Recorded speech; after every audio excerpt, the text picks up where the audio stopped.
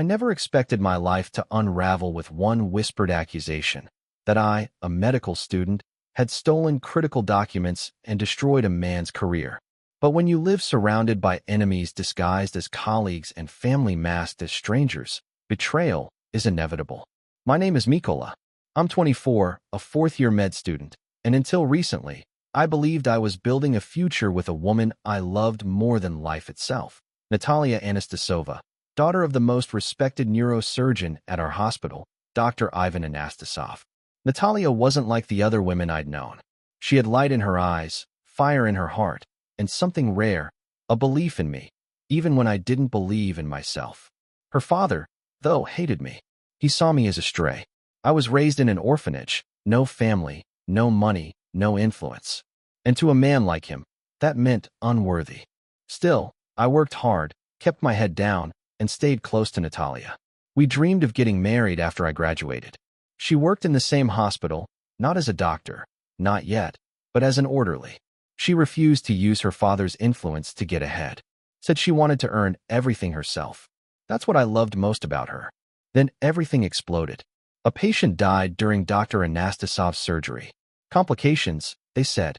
But within days, whispers turned to accusations. Negligence, they claimed. Reckless decisions. Suddenly, the chief surgeon was suspended, then fired. The worst part? The report from that surgery, the one that could have cleared his name, vanished. Gone. And for some reason, the finger was pointed at me. I was stunned. Why would I take it? I asked him in his office. His eyes were cold, not even angry, just done with me. You were the last one in here that day, he said. Don't play dumb. I looked at Natalia, standing behind him, torn between two lives. Tell him, I pleaded. You know I wouldn't. She looked down. I want to believe you, she whispered. Those 5 words shattered me more than the accusation. Everything snowballed after that. Natalia defended me to her mother, who already hated me. One night, after a brutal family fight, her mom had a heart attack. Natalia blamed herself. If I hadn't yelled at them, if I hadn't brought you into this, she was crumbling. And yet I stayed. I tried to be her anchor, even while sinking myself. What no one realized was how deep the conspiracy ran. I knew I didn't take the report, but someone did. Someone who stood to gain from Dr. Anastasov's fall. And I had a name in mind. Dr. Fedor Mykolaievich. Longtime second-in-command. Always smiling too much. Too eager to help. Too silent when the storm hit. He wanted your dad's job, I told Natalia one night. He's the one who set him up. You don't know that. I will. I'll prove it. But proving something in a place built on politics and hierarchy was like digging a tunnel with a spoon. Things got worse. Natalia was caught napping during a night shift, for the first time ever. But instead of a warning, she got suspended. Publicly. Like father, like daughter. Fedor spat at her in front of the staff. I clenched my fists but said nothing. Not yet. I visited her every day during her suspension. We talked for hours, trying to piece together who had access to her father's files, who was in the hospital late that night. The more we talked, the more we suspected this wasn't just professional rivalry. This was personal. Then came the real blow. Natalia came to me one morning, eyes red and trembling. I think I'm pregnant. I froze. Are you sure? She nodded. I'm late. I've been throwing up. I haven't told my parents. My heart thundered in my chest. We were barely surviving, and now this? But I took her hand. It's okay, I said. We'll figure it out. What I didn't tell her was that I felt trapped. Not by the baby, but by the chaos around us. Her father hated me. My name was mud in the hospital, and now I had to become a father while still fighting to prove I wasn't a thief. Still, I tried to be strong. Then the anonymous envelope arrived at their apartment. Natalia's dad opened it while packing for a weekend trip with his wife. Inside were photos. Horrible, familiar photos. A woman, pale, lifeless, on an operating table. Notes scribbled in red ink. This is what you did, one note read. The same woman who died on Dr. Anastasov's table 10 years ago. An old case. One he was never blamed for, until now. Then, someone tampered with the brakes on their car. They nearly died. I stopped the car with the handbrake, he told Natalia on the phone, voice shaking. We could have crashed. Someone did this. Natalia sobbed beside me. What if it's connected? She whispered.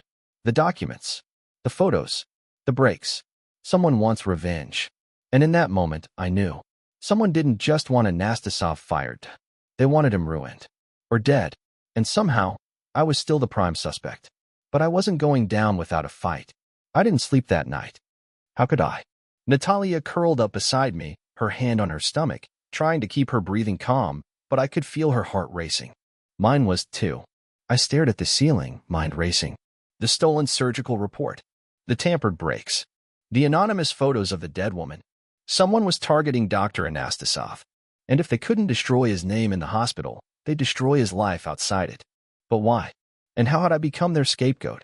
The next morning, I walked Natalia to work. She'd returned to the hospital, trying to carry on like everything was normal. But everyone whispered when we passed. I could see the suspicion in their eyes. That's the daughter, they thought. The one who's marrying the thief. Keep your head up, I whispered. But inside, I was boiling. I needed answers. I skipped class that day and waited outside the administrative wing. I knew that Fedor, now head of surgery, would take lunch around noon. Like clockwork, he left his office. I gave him a few minutes, then slipped in. It was empty. Drawers locked. Cabinets clean. But something felt off. Then, I saw it. A file sticking slightly out from the edge of a locked cabinet. I yanked it, and the lock gave way. Inside were dozens of documents, but one name stood out, Ivan Anastasov.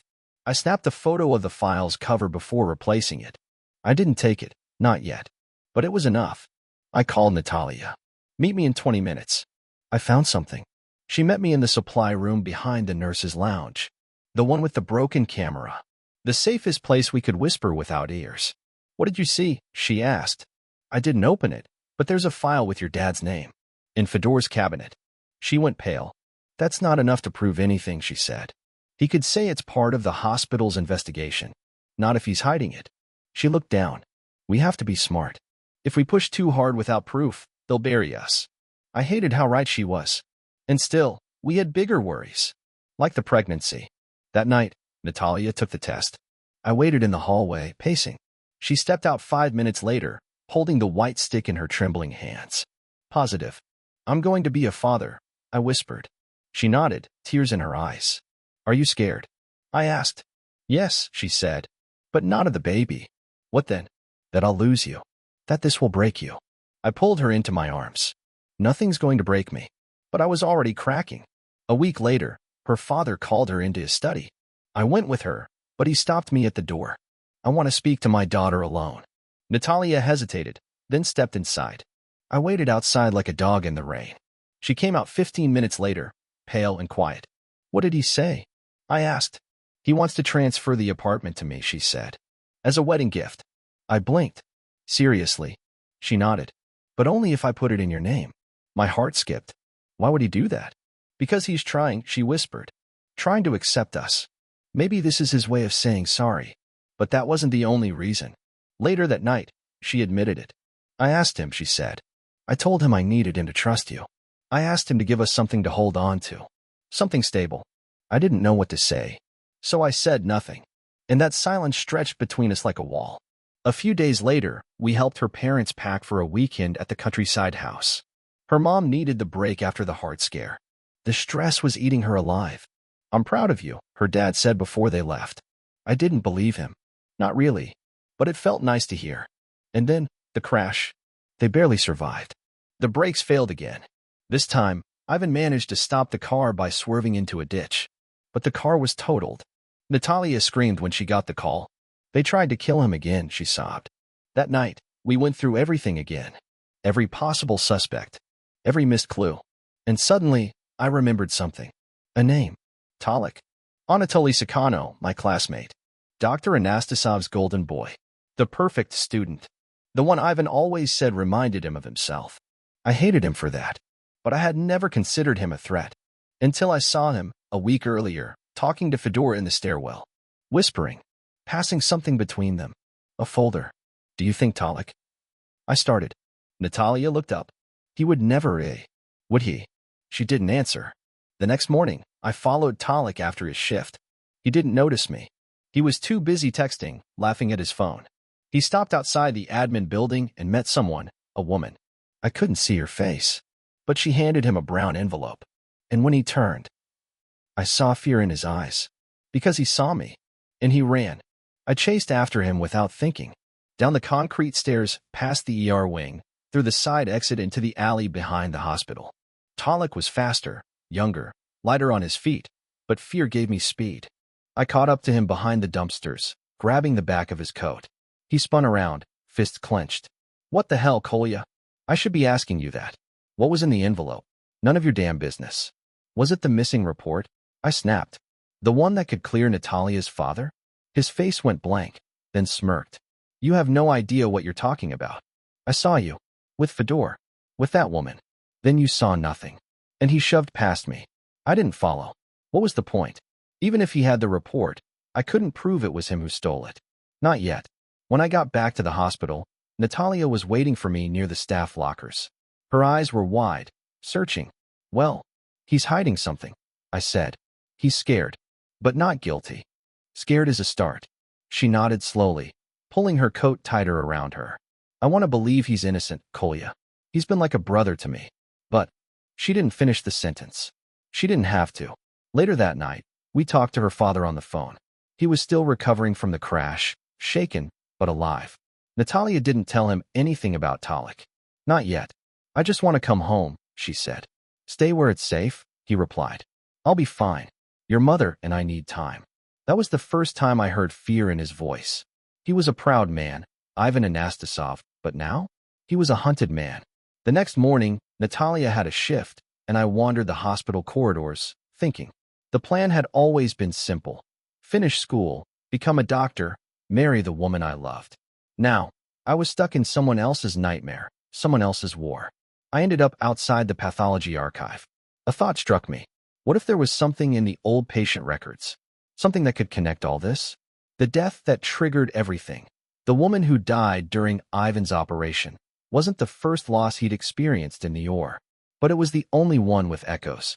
Secrets. Threats. I convinced the archivist to let me inside under the guise of a class project.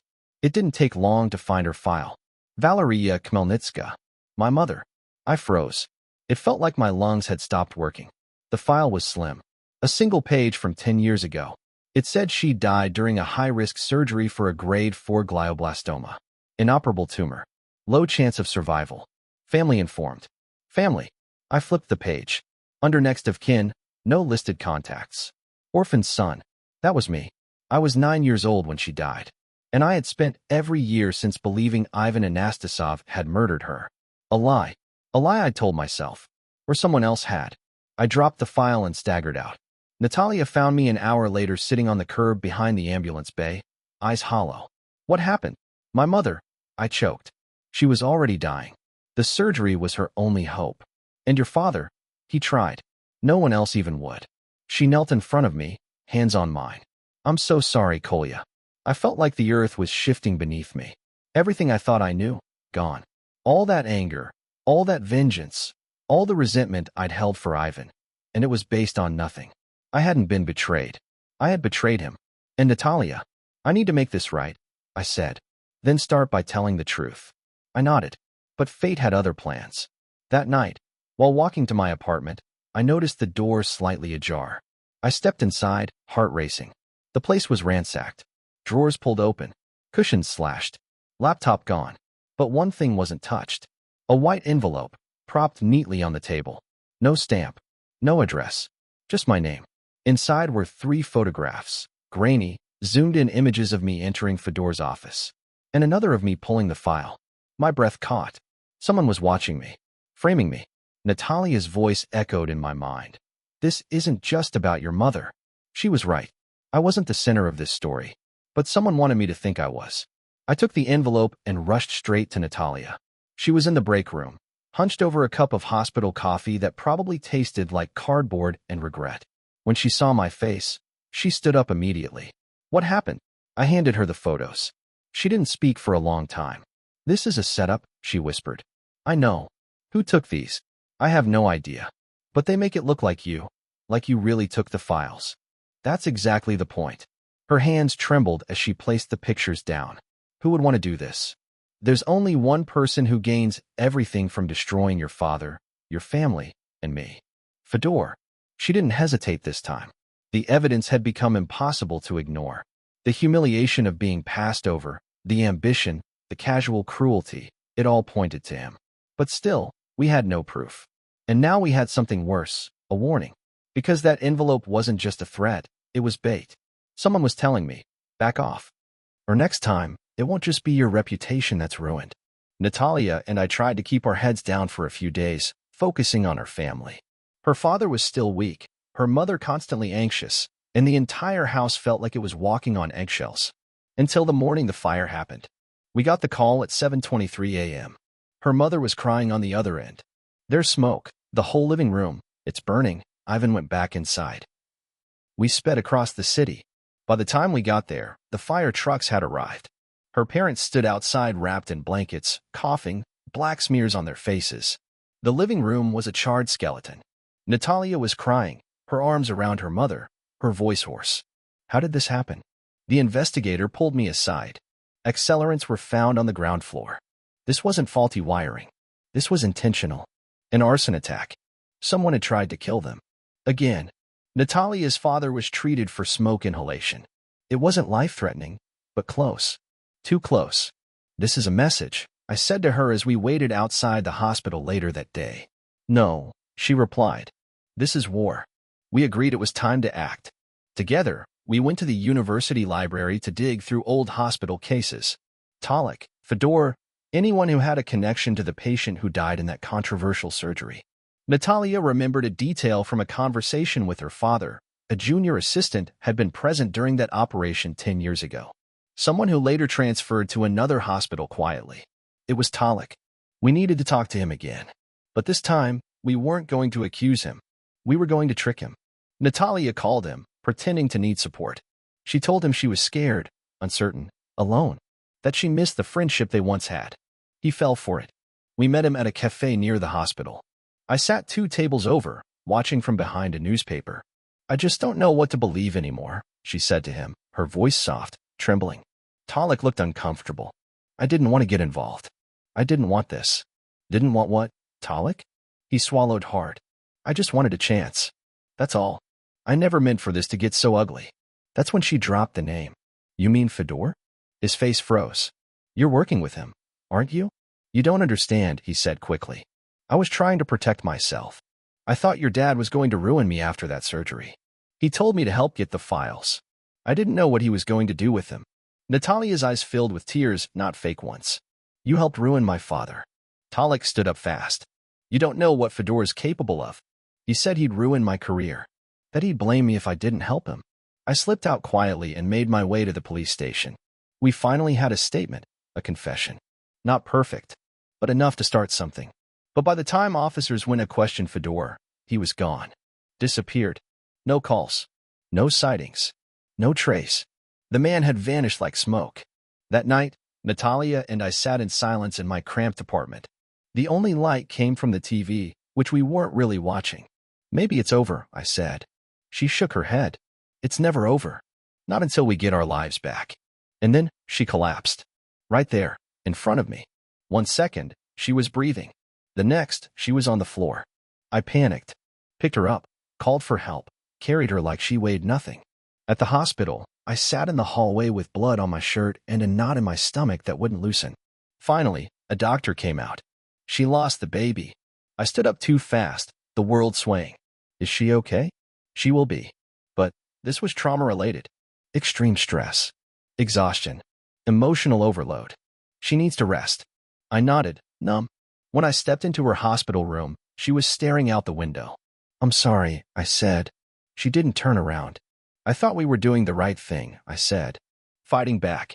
Exposing the truth. But I just keep getting you hurt. Still no reply. I don't deserve you. She whispered, finally. No, you don't. And I broke. The next few days were a blur. Natalia was discharged but barely spoke. Her eyes were dull, and her movements robotic. I tried to help, but she didn't want help. Or me.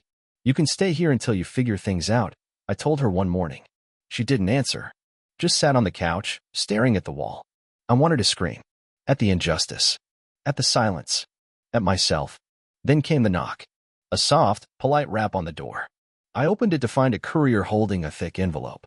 For Miss Natalia Stasova. I signed and handed it to her. She opened it slowly, with shaking hands. Inside were photographs. Again. But these weren't threats. These were proof. Shots of Fedor and Talik in a parking garage. Meeting. Shaking hands. In exchange. A flash drive? And a letter. No sender. You want justice? Then come to apartment 6B, Novozavodskaya Street. Tonight. Alone. Natalia looked at me. I'm going, she said. No. I have to. I could see it in her eyes. The fight wasn't over. Not yet. So I followed her from a distance. Just in case. She arrived at the building around 9:15 p.m. It was an old Soviet block, crumbling from age and indifference. She went inside. I waited across the street. 10 minutes passed. 15. Then I heard a scream. I ran, burst through the front doors, took the stairs 3 at a time, and slammed into apartment 6B. Natalia stood in the living room, pale as a ghost, facing a woman I didn't recognize. Middle-aged, thin, with gray streaks in her hair and an expression carved out of grief. I'm Mikhailo's aunt, the woman said to me without looking away from Natalia. Who? Your fiancé. Mikhailo was his real name. I froze. Natalia whispered. What? The woman nodded. He was my sister's son. She died on the operating table 10 years ago. Your father was the surgeon. Silence fell like a guillotine. He was never the same, she continued. He spent his life blaming your father, blaming your family. He used you, you understand. Natalia looked like she couldn't breathe. No, she said. No, he loved me. The woman pulled out an old journal. A child's handwriting filled the first few pages. Letters to his dead mother. Angry, broken, vengeful. One day I'll find the man who killed you, and I'll make his family feel what I felt. I promise. Natalia collapsed into a chair. He set this all in motion, I said, more to myself than anyone. Yes, the woman replied. But he couldn't stop it once it began. He got lost in it. And now he's gone. Gone. Natalia asked, barely audible. He ran. Disappeared again. But not before trying to sell your apartment. Not before planting evidence. Not before the fire. It was too much. Natalia started crying. Silent, shaking sobs. The woman stepped closer. I'm not defending what he did. I just thought you deserved the truth. All of it. We left the apartment in silence. That night, back at my place, Natalia said nothing. She lay down on the couch and curled up, small as a child.